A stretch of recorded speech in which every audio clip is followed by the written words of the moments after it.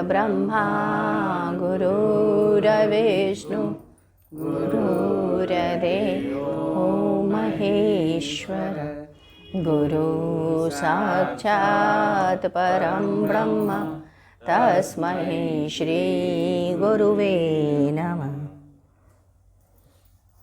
आइए आगे की तरफ पढ़ते हैं। 22 अप्रैल सन 1997।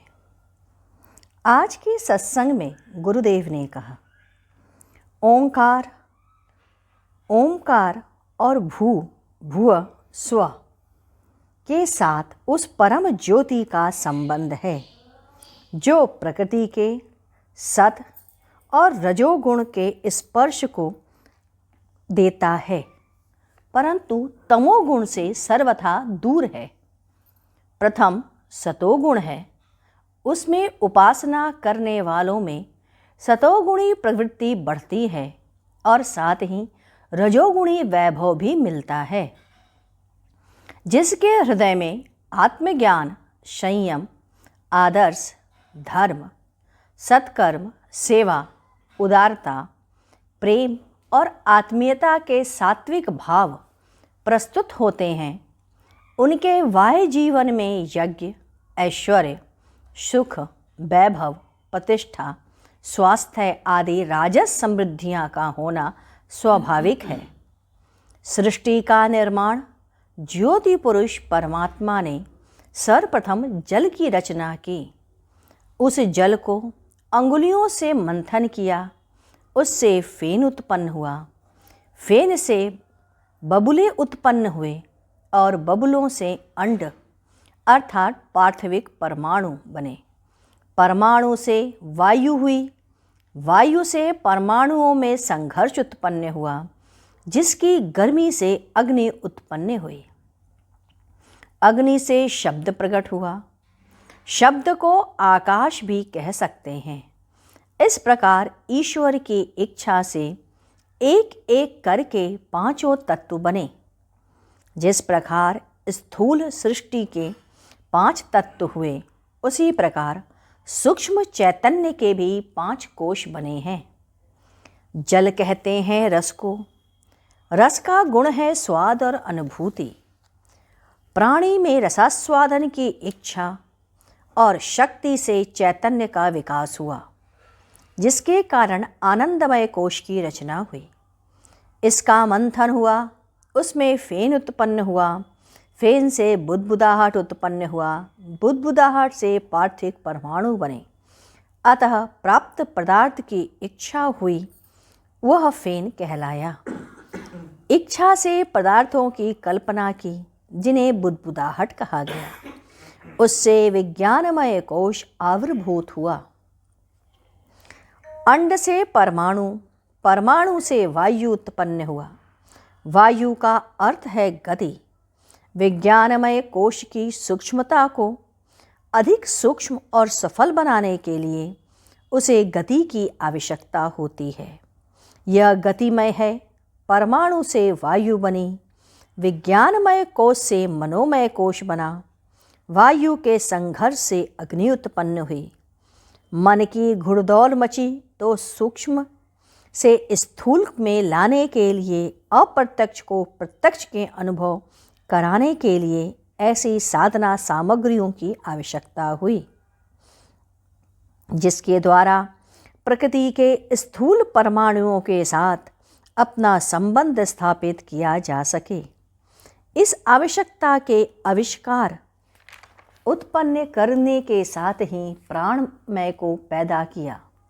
मन, बुद्धि और अहंकार के साथ 10 इंद्रियां उस अग्नि गुण वाले प्राणमय कोश से विनिर्मित हुई। अग्नि से ओंकार शब्द आकाश उत्पन्न हुआ। यही ईश्वर का प्रत्यक्ष निवास ब्रह्मांड का बीज रूप पिंड, बाह्य रूप यही स्थूल शरीर कहलाया।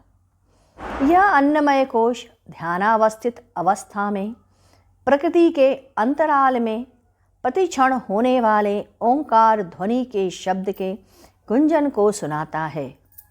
ओम उस पर प्रकट होता है। शरीर भूअलोक है, मस्तिष्क भूअलोक, अंतःकरण स्वलोक, आकाश, पाताल और पृथ्वी, यह 3 स्थूल लोक कहे गए। ज्ञान के स्थूल शक्ति का नाम वेद। यह वेद शक्ति ब्रह्मा के रूप में अवतरित हुई। देवताओं में अग्नि, मनुष्यों में ब्राह्मण, पर्वतों में सुमेरु, नदियों में गंगा, ऋतुओं में बसंत, प्रजापतियों में ब्रह्म शब्द श्रेष्ठ है। मनुष्य कामनाओं से बना हुआ है। बिना कामनाओं के वह रह ही नहीं सकता, क्योंकि कामना के कारण, इच्छा के कारण ही यह संसार चल रहा है। मन की यही प्रक्रिया है। पहले वह किसी वस्तु का आकार निर्धारित कर लेती है, तब उसके विषय में कल्पना शक्ति कार्य करती है। समुद्र भले ही न देखा हो, परंतु जब समुद्र के विषय में कुछ सोच विचार किया जाए, तब एक बड़े जलाशय की प्रतिमूर्ति मन के क्षेत्र में अवश्य आ जाती है।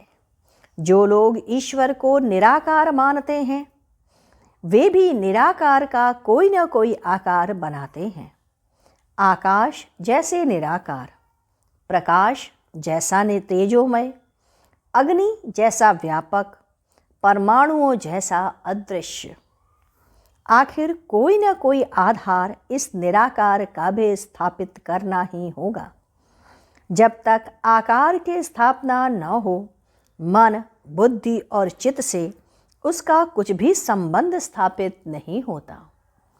इसीलिए इष्ट देवों के ध्यान की सुंदर और दिव्य आकृति और प्रतिमाएं गढ़ी गईं। ऐसी आकृति का भक्ति पूर्वक ध्यान करने से साधक उसके साथ एकीभूत हो जाता है, जैसे दूध और पानी की तरह साध्य और साधक का मिलन होता है। भृंगु जो झींगुर को पकड़कर ले जाती है और उसके सामने भिनभिनाती है, वह झींगुर उस गुंजन को सुनता है और इतना तन्मय हो जाता है कि उसकी आकृति तक बदल जाती है। वह झींगुर भृंगी बन जाता है। दिव्य कर्म स्वभाव वाली देवाकृत का ध्यान करते रहने से साधक में भी उस दिव्य शक्तियों का आविर्भाव हो जाता है। ईश्वर सर्वत्र और व्यापक है, इस बात को जानते हो। सब हैं, पर अनुभव बहुत कम ही लोग कर पाते हैं, अन्यथा पाप ही न हो पाता। परमात्मा की आकृति चराचर ब्रह्मांड में देखना ऐसा साधन है, जिसके द्वारा विश्व परमात्मा का अनुभव करने की चेतावनी जागृत हो जाती है। यही विश्व मानव की पूजा है। इसे विराट दर्शन कहते हैं। अखिल विश्व ब्रह्मांड को परमात्मा की विशालकाय मूर्ति देखना और उसके अंतर्गत उसके अंग प्रत्यंगों के रूप में समस्त पदार्थों को देखना, प्रत्येक स्थान को ईश्वर से ओतप्रोत देखने की भावना से भगवत बुद्धि जागृत होती है। वह मनुष्य पाप फिर नहीं कर पाता। तेजस्विता, प्रतिभा, शालीनता और पुरुषार्थ, पराक्रम यह तत्शब्द के अंतर्गत ही हैं। वेदांग 6 हैं: छंद, व्याकरण, शिक्षा, कल्प, निरुवत और ज्योतिष। स्वर 6 हैं: हर्ष, दीर्घ, लुप्त, उदात्त, अनुदात्त और त्वरित। शब्द की शक्तियाँ अनंत हैं। शब्द के द्वारा कंपन होता है और उसके कारण सृष्टि के विविध प्रकार के वातावरण बनते हैं। 6 स्वर की ध्यान से 6 भेद हैं। इन्हीं के द्वारा पंच तत्वों और सूक्ष्म 24 तत्वों की गति का संचार होता है। ब्रह्म और प्रकृति के उभय रूपों का मिश्रण काला है, पारा श्वेत है, गंधक पीला है। इसी प्रकार ब्रह्म शुभ है, प्रकृति पीत है और दोनों के मिश्रण से काला रंग बनता है। भगवान राम और कृष्ण के काले होने का यही कारण है। आइए अब हम लोग गुरु कीर्तन करें। ओम मंगलम और मंगलम गुरुमङ्गलं गुरुदेवमङ्गलम् ॐ मङ्गलम् ओङ्कारमङ्गलम् गुरुमङ्गलं गुरुदेवमङ्गलम् ॐ मङ्गलम् ओङ्कारमङ्गलम् गुरुमङ्गलं गुरुदेवमङ्गलम् ॐ मङ्गलम् ओङ्कारमङ्गलम् गुरुमङ्गलं गुरुदेवमङ्गलम् ॐ मङ्गलम् ओङ्कारमङ्गलम् गुरुमङ्गलं गुरुदेवमङ्गलम्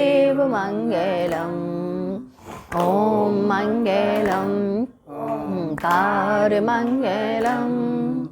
गुरुमङ्गलं गुरुदेवमङ्गलम्।